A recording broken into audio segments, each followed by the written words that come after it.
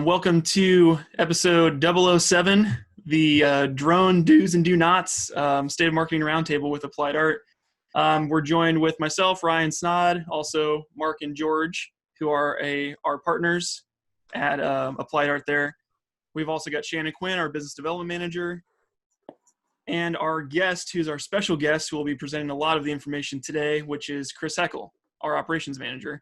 And we'll kind of go in a little bit more about him before we get started. But today we're going to be talking about all things drones, drone do's and do nots, and really from a marketer's perspective, what you need to know before you go up for aerial photography or videography in your marketing plan. So I think we're going to kick it off with our drone demo, just to kind of showcase some of the different fundamental functions you can have for a drone in your marketing, and then we can kind of get into some of the legalities and just answer any of your guys' questions live here on the webinar. So without any questions or further ado, I think we can take it away.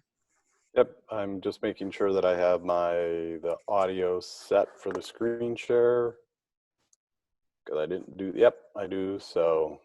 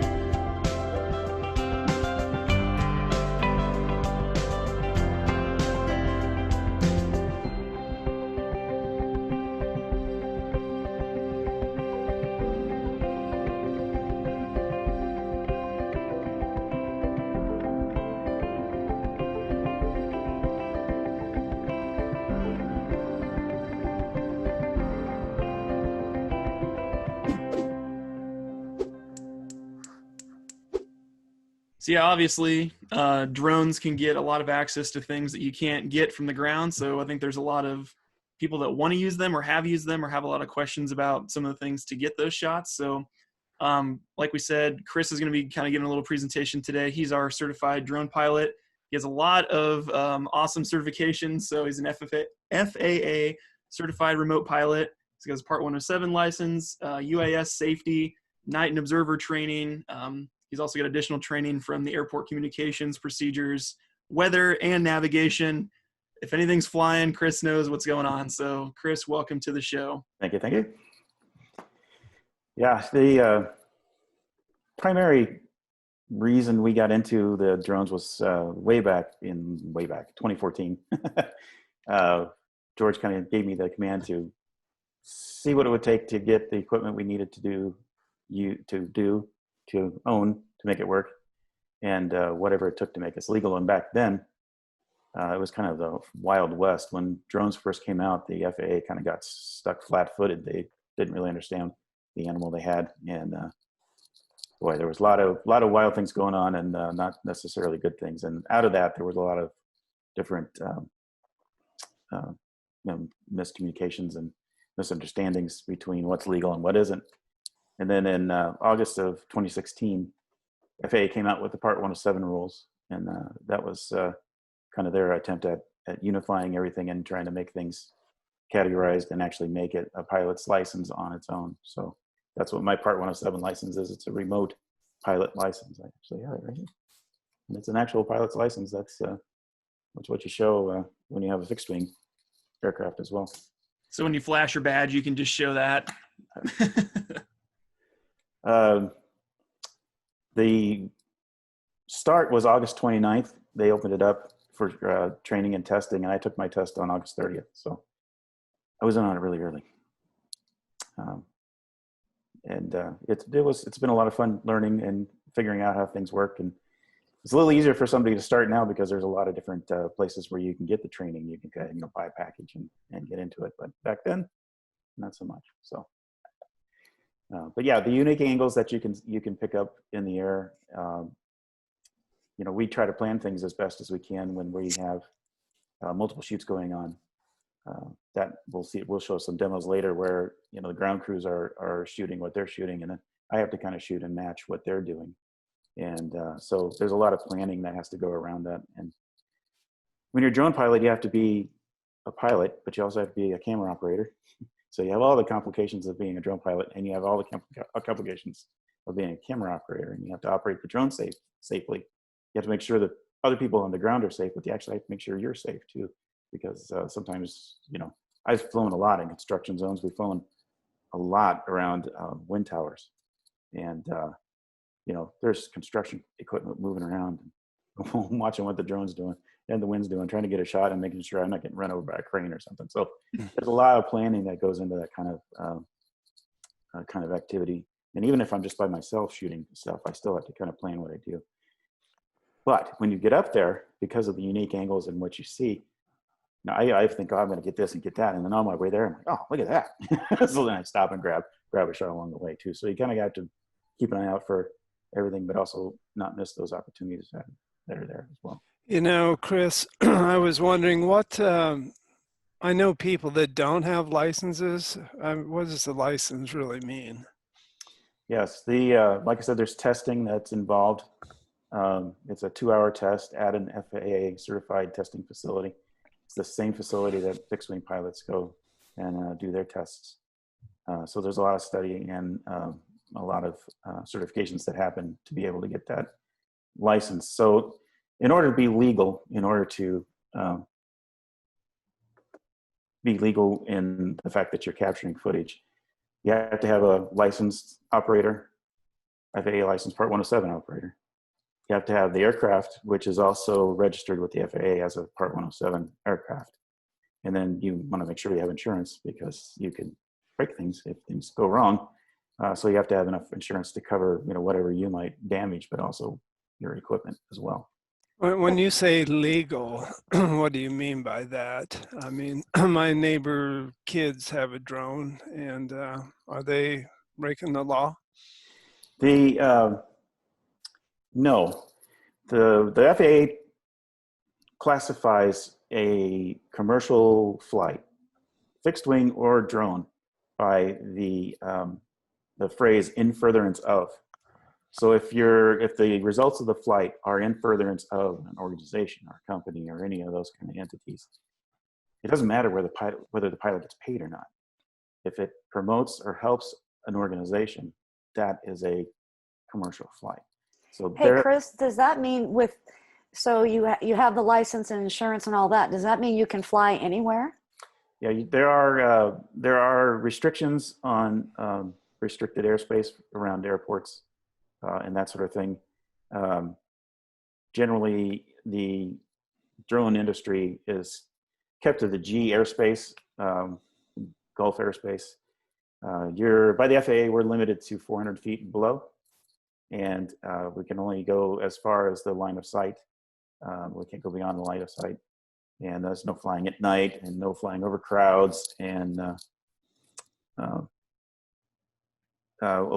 nighttime, you can actually do civil twilights 30 minutes past sunset or 30 minutes before sunrise, but you have to have special lighting and really know what you're doing. So I've got all that. but it does. That's where the night flight training came in. Because you have to have night training for observers as well. People have gotten caught though with, say, like your George's neighbor. He likes shooting footage of his family in his backyard, and you know, and he uploads it to YouTube because it's kind of cute. Something happens and it's really fun.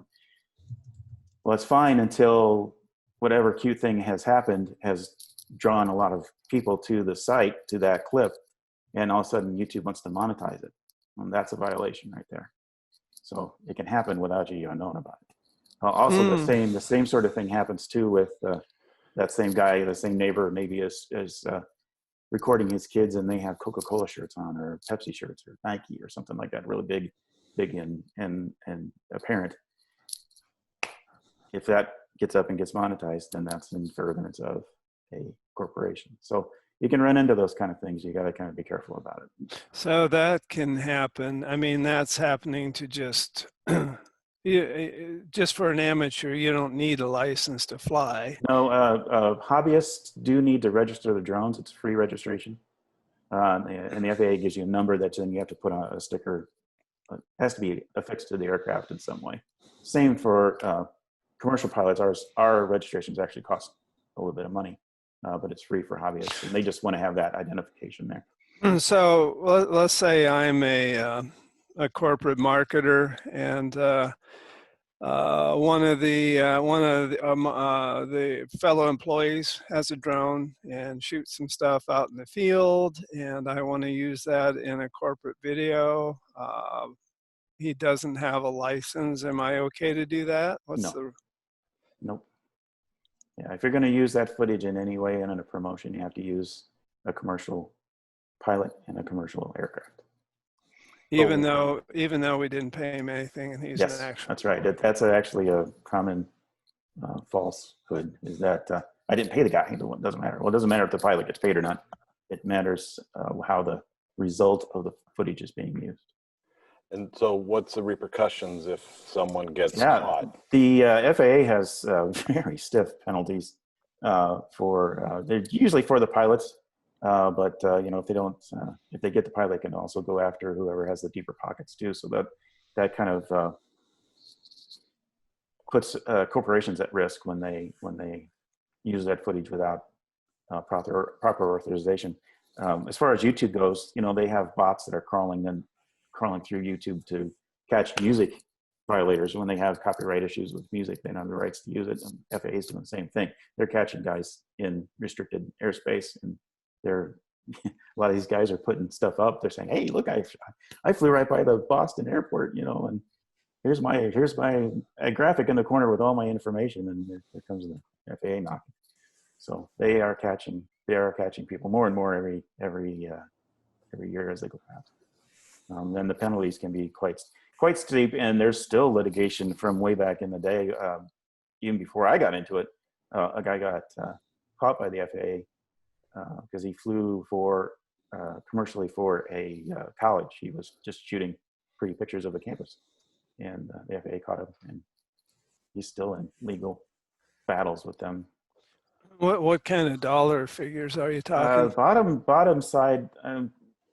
I mean, they can be as little as a few thousand. Most of the time, it starts in the 30,000s, 32, and goes up from there. Wow. And that's, you know, they would go after the pilot, and then they would go after whatever company is there. So, you know, you use somebody like us, and we have all the knowledge and all that basis already there, and you don't have to really worry about any of that. And we'll, you know, I do all the flight planning and the checking the airspace and making sure that it's ready to rock and roll. And there is still some airspace that I can't fly in. They're restricted airspace for military operating zones and other things like that. There are areas close to an airport where I have to go through a couple extra steps in order to try and get approval for, and I may not get it. It's up to them. But in the recent years, there's a system called LANCE. It's low altitude authorization. And basically I can sign on and say, okay, I'm flying here this times, you know, to this altitude. And there's a grid that they put out in each controlled airspace that says, if you're in this spot and in this grid, you can apply for an altitude up to 300 feet and you'll be okay. And so you apply for 250 or whatever it is, and they'll let you have it. And you can usually get that within a few minutes, which used to take months before, but now it's streamlined to that point. So that comes into the whole planning of what you're doing at a shoot or at an event, or where you're going to use the drone, how you're going to use it, shots that you're going to want to get. Yeah, that's one of the things that works really well for us too. Is we're shooting on the ground.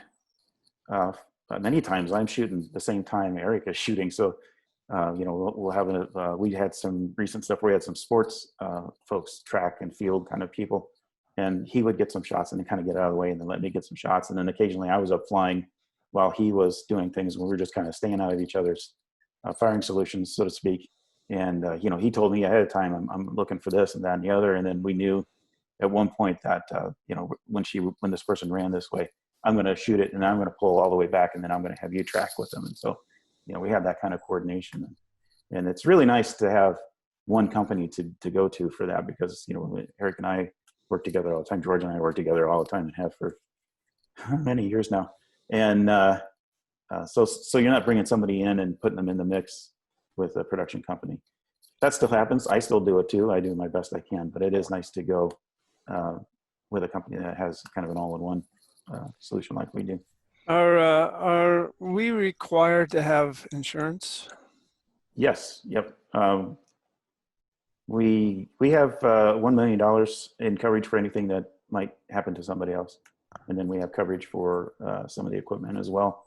But yes, you need to be insured, and that's another question you need to ask. Is there's several questions you need to ask if you're hiring an FAA or a drone pilot. Are you FAA Part 107 certified? Is the aircraft registered? Do you have insurance? What's that insurance amount? And then you could also ask about hours and see how many hours they have in the air, and see if they have a reel or something like that you can see how it's going. If somebody has a low amount of hours, you may want to find somebody else. Is that a checklist that we can send out to Sure. people? Yeah. Yep. And that's the other thing. The FAA requires us to track our hours, just like a fixed wing aircraft would do. So I have an electronic flight log that I enter my flights in. It's not quite as crucial for me to enter it as it is for fixed wing. I can go back after the fact and log it in. But how many hours do you have, Chris? Close to about 90. About 90. I'll have over 100 by the time this season's done. And that's blade spinning in the air. That's not just, on site or figuring things out or planning. We've got that. You mentioned having kind of like working with the crews. Maybe talk a little bit about some of the abilities that we have with that. Yes. With controlling the camera and stuff, because I think that's really cool, and that people don't think about that. If you can fly it, how you can control the camera. This drone over my shoulder, this is the Inspire 1. It actually has two controllers. There's one of them there. That's the pilot's controller. But there's a second controller that comes along with it, and I slave that controller to the aircraft, and then Eric can act, or George can act, or Ryan can act as the cameraman. So I'm just focused on flying the aircraft, and they can operate the camera. And that's kind of cool because we have really good capabilities as far as cameramen go. So that kind of power can be added in as well to the aircraft, and I just have to make sure that I don't run into things. It's kind of nice.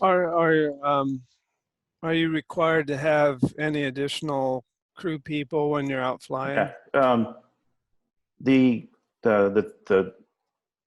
position is called a spotter. They want to have a spotter with them. They're not required, but they are recommended. And there are certain places, if it's a crowded airspace, or if I know there's lots of trees or something like that, I'll bring somebody along. I might even bring two somebodies along, just to make sure that I'm good. There was a shot on the demo there of the truck going by as we were flying over. I actually had two spotters, or I guess I had a cameraman and a spotter. And what was kind of funny on that one was the spotter would spot me as I was flying, and then we reset, and he'd spot the truck as the truck backed into place to run the next take. So he was dual action spotter that day. You want to have somebody looking out for you, because when you're flying, you're kind of focused in the 45 around the aircraft and what you're doing.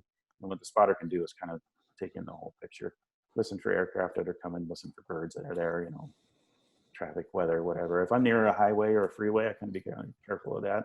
There's no real regulations about that. There is in Europe, but not here. But I kind of want to maintain a higher altitude over roadways so I don't distract anybody as they're driving. So there's some of that too, you know. Oh, and if I'm near a road, you know, the spotter can say, hey, there's a truck coming or something like that. Get out of the way or wait for the shot to start or something like that. So I'm very curious. Have you ever crashed? Yes. Yep. More than once? I actually crashed. I crashed the little Anafi here not too long ago, but I was able to put them back together. So. The trees are dangerous things, and grain bins. I don't like grain bins much. Sure. Yeah, because I know you'd mentioned some of the different stuff we've done. What's one of like your favorite flights you've ever done? Just kind of like an interesting or one that was memorable that you really enjoyed. Yeah, some of the footage that you saw, and there was around a dam, a hydroelectric dam. That was in Washington and Oregon, and we had a really good trip on that. We went a lot of different places and shot a lot of different things in areas that drones usually aren't allowed, but we were working for the power company and they wanted the footage. So we got into some cool places, and that dam shot is actually, I have a still of that on the desktop of my computer because it was really unusual. You know, the dam was really tall and there was water behind it, and then I'm in front of it. So just to get up to the top, I'm actually almost near my target altitude, my maximum altitude as far as the FAA is concerned. I'm still only seeing over the top of it. And there was wind and all kinds of stuff that happened there. So that was kind of fun. There was a shot in there of a couple of guys on a wind tower. That was pretty fun. Just kind of coordinate that. You know, it takes a half an hour. What was that, George? Was it a half an hour or more getting to the top of that tower? Oh, I think it was more, wasn't it? Yeah, it was 40 minutes or so. So, you know, you're kind of trying to coordinate with them, and the radio doesn't go through the tower until they're on top. So you're kind of, well, are they there yet? And of course, you only have so much battery power, so you can't take off too early and wait for them. So it's a lot of coordination that happened there. Right. I like things when I'd have to track cars or, you know, boats or trucks or something like that. I kind of like the photography of the people walking through the field. That was kind of fun to just kind of have to track people and make sure the shot works out. And there's been a lot of fun stuff shooting wise, but the stuff around the dam was really memorable for me. Awesome. Yeah, because I know one of them that we talked about prior was kind of how it can be applied to different projects for different uses. So now one of them was Premier Crop that we used for, it's an ag data company that they do something that's kind of abstract and kind of different. So maybe we can cue that up and just show an example of that. Because I think that was really interesting how we use the drone in conjunction with graphics to make it kind of showcasing data and stuff like that too. So maybe we can kind of show an example of that if we have it. I do have it. I have it queued up at where we're starting, and I'll let it roll from there. Okay. So let's make sure that I get the correct desktop this time. You should be seeing a screen. Yes, this is part way into the video. Yep. And after this demo is shown, I'm going to allow Deanne to talk. It seems like she has a question, so we'll do that after this demo here. So can help you prove it. We're Premier Crop Systems, and for over 20 years, we've been empowering growers to get the most out of their fields through data-driven decisions. What's our secret? Managing complexity. We make it easy for you to find solutions that will impact profitable yield. We analyze all parts of your field with our data-driven process to make sure you implement the very best prescription possible. But we don't stop there. We also work to maximize your profits by generating new knowledge from your fields that help you better understand agronomic and economic relationships. And the best part is, all you have to do is farm. We take care of the rest, creating knowledge at the speed of farming. That's how we prove you can make more from your field. Prove it with Premier.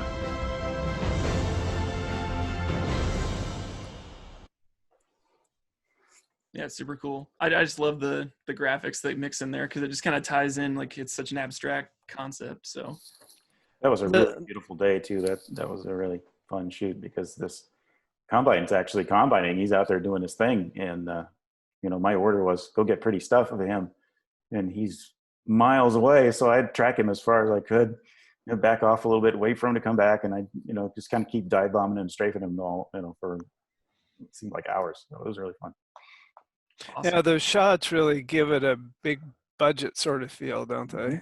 Yeah, that kind of widens up. It elevates elevates the production. Yeah, So to Drone. speak. Yeah, little drone humor. I can drone on and on. Oh, don't drone. Well, we knew he was going to get the drone on in. We knew it. There was no chance of us getting through this without that flying out. Did you get me flying out? Flying out. Ba-dum-bum. One of the other examples we were talking about too was Kraft's Gateway Center. I really think that one was really interesting because it got a really artsy feel. Like the Premier Crop was more data analytics and that type of thing. So maybe we can show. Yeah, this is a good example of how, you know, Eric and I kind of worked together.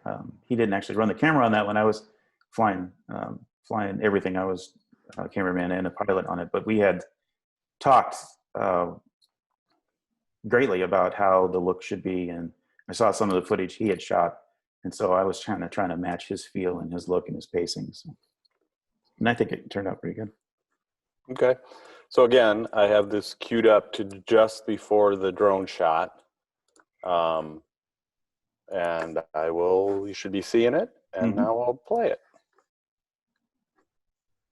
I don't have any audio turned on with this one. I can add it if we... And transparent. There's a fresh energy that comes with being in the new Kraft Gateway Center. Renzo wanted the building to feel like it floated, that it's just kind of hovering. And this is very important because it's about creating visual bridge, openness, accessibility. It was just kind of magical how that all came together.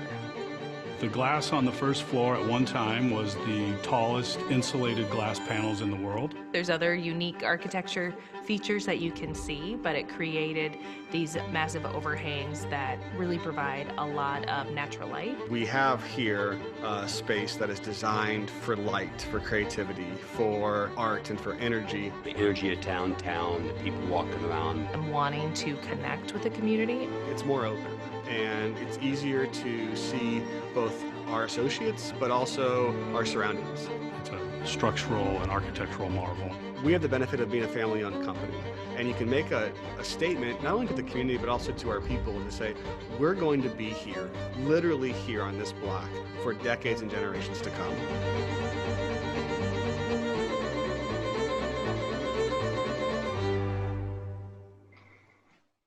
So yeah, you can kind of see how all the different footage from all the different takes over days of shooting with them on the ground, and my day shooting with the drone kind of all matched together. There's a giant mast sticking out of that building too, by the way. You can kind of see in one of those shots, but it was a concern. Well, it's kind of interesting too, because if you didn't get any kind of aerial coverage of that building, it wouldn't be as impressive, I would think, just because you can't see how. Yeah, part of that message was how the building fits in with the city, and that's kind of what my job was, to show it in relationship to what else was around it. And that right. You kind of got the light feel, it almost felt like light was coming out of the building as well as going in at some point, but yeah.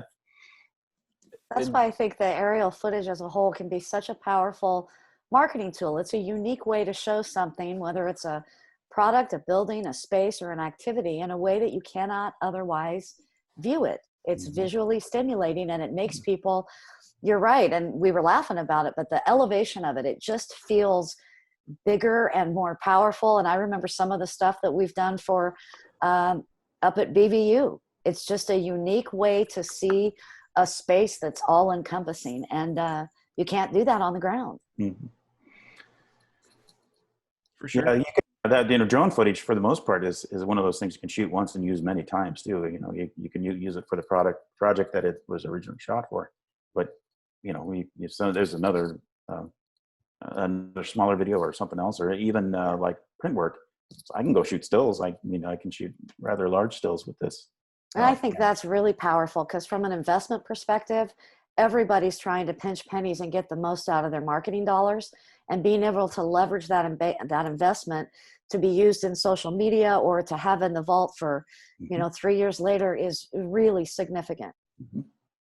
It's interesting too if you have a construction project or something going on, to shoot at different points during the evolution of something, if it's being constructed, or if you built the first phase of your building and there's other phases that are going to happen over the next so many years, shoot each one, and you kind of see how it develops and grows.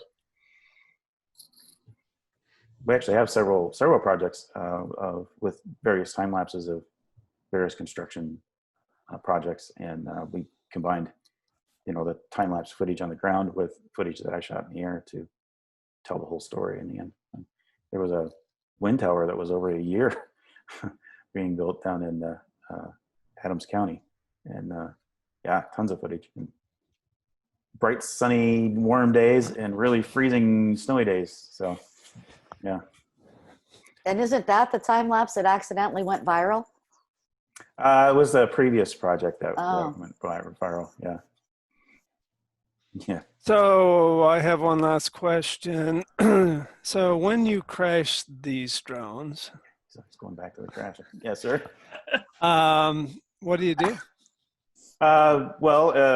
Would you say that drones, if you have a drone, it's going to crash sometime? Yeah. It's not. It's not if. It's usually when. Yeah. That's why you need insurance, right? The first one I crashed on was an agricultural setting. I crashed my drone, and the very next day, George had hired a different drone pilot because the project hadn't even begun. He went out and flew. He crashed one of his drones, so like the very next day or whatever it was. So it happens. So that site had some bad juju. Yeah, there's some. Like I said, green bins seem to be an interesting thing to shoot around because the interference is very strong around those large metal objects, and I just don't like. I'll stay away from green bins because that's been an issue. Yeah. So what do you do when you crash? You just have to go home, or what? Well, this one thing that's nice about what I've got set up here is I've got the big drone and the little drone. So little guy here is extremely capable and can also fly indoors. It's very nice. Both drones can fly indoors. That one's a little large and a little loud, tenacious indoors. But this guy flies really. This has actually been a prop in a show. I actually flew around in a house as a character in a video. So yeah, I have a backup essentially. I got this one and that one. So it's always nice to have a backup.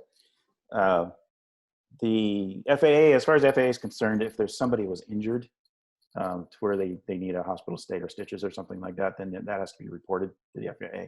Sure. NTSB is interested in flights that have a takeoff weight that is much heavier. It's in the hundreds of pounds.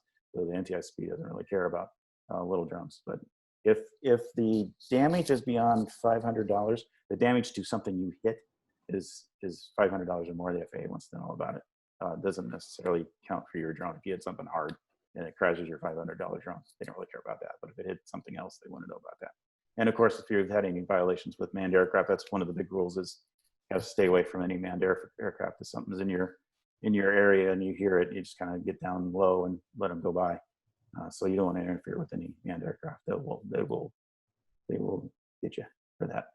There was a case in New York. Somebody flew out of New York way too. It was a hobbyist that went miles outside of where he should have been, and actually came in contact with a Coast Guard aircraft. That story made the news. I remember that. And boy, he got in a lot of trouble. He was flying at sunset, flying out too far, flying in restricted airspace, hitting an aircraft. It was a nightmare. So yeah, you got to be kind of cognizant of all that stuff. And I over there, I've got an aviation radio too over my shoulder. If I'm near an airport, or if I know the area is full of traffic, I'm going to be listening to what's going on, which is part and parcel to that training I had about airport procedures and traffic. I always look up on the sectional charts, what direction these runways are facing, what numbers they are. So if I hear something that might be coming my way, I can know about it. There's some cases I don't bring it along if I'm in the middle of Nebraska or something like that. I'm not going to bring it. But if I'm near an airport, I will definitely have it on. Did that question come through ever? I think so. Yeah, Deanne put in the chat that her battery died, and that they were asking what was the dam that was filmed in Washington, Oregon. What was the name of that dam? What was that, George? Merwin. This was the Merwin Dam. Yeah, it was on the Lewis River. Yes. In southern Washington. Yep. And was that for, which client was that for? That was for Berkshire Hathaway Energy. Okay. I traveled a lot for them. I've been to Texas and Washington, Oregon, and Georgia, I guess, Kansas and Nebraska, Minnesota. So, yeah, cool stuff. So are you licensed in any state? Yep. The FAA is a federal entity, so the license is good for, the airspace in the United States, and actually 12 miles outside of, the 12-mile zone for international waters is also the same for the air. I will say, though, that there are more and more municipalities and local areas that are having drone laws on their own as well. That's adding a new wrinkle to things. So I have a couple of online sources that I use to check out an area if I'm not sure what the rules are there. I know I'm good for the FAA, but I'll have to go check the local rules and see if anybody is having an issue. Of course, national parks, you can't take off or land a drone in a national park. You can take off outside of it, fly over. You just can't land in it. And even if you fly over, they particularly don't like that. So, but there's cases like that where, there's certain areas that you don't want to fly over. So there's a lot of those kind of things you got to look up to. Yeah, in national and state parks, there are a number of them that even state hobbyists are not. Yeah, nobody can fly. Yeah, and so Sailorville areas like that too. They have a special permission up there. ISU is another one. You can be all registered with the ISU or with the FAA and be able to fly, but ISU you have to have registered with them and ask them for permission, and they want to know everything. What's it for? You have clearance and what your pilot's license number is, what the aircraft is, and how long you've been. So, there's a lot of those particular little areas that you've got to make sure that you're following those rules too. Great.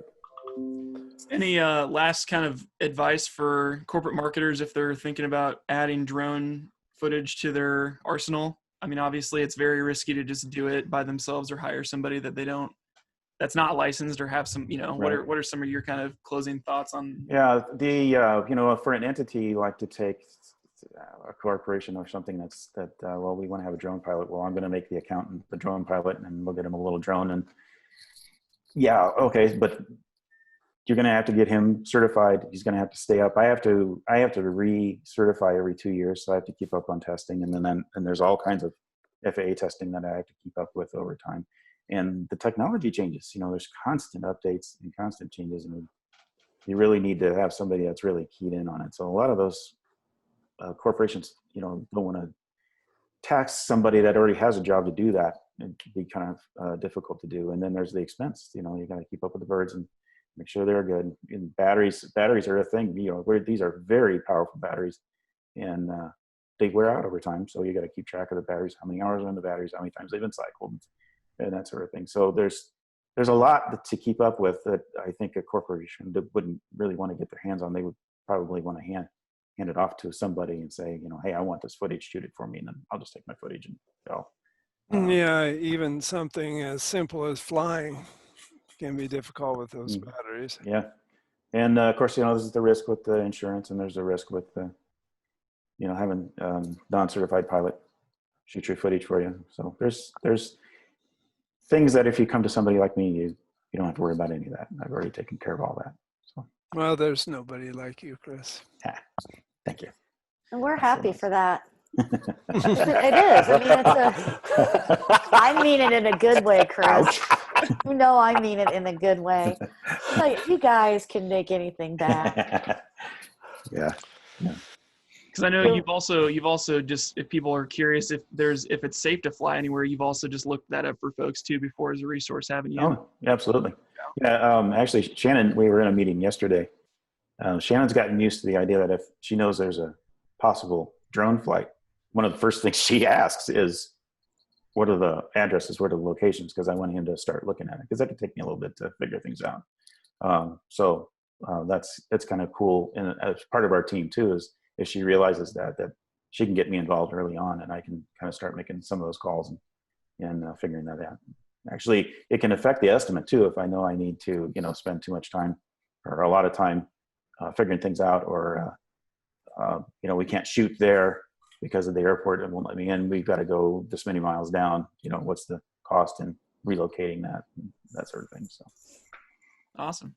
Well, I think we're coming up on time, so thanks everybody for attending. If you have any questions for us about drones, feel free to shoot us an email at ideas@appliedart.com. we'll get that all squared away. If you have any questions, obviously Chris is a great resource for anything drone related. We're very happy to have him. Just give me a call. For sure, for sure. So, all right, I think that's about it. Okay. Thank you, everybody. All right. Thank you, everybody. Thank you. Thank you. Have a great Have a- weekend. Have a great weekend, everyone. Bye-bye.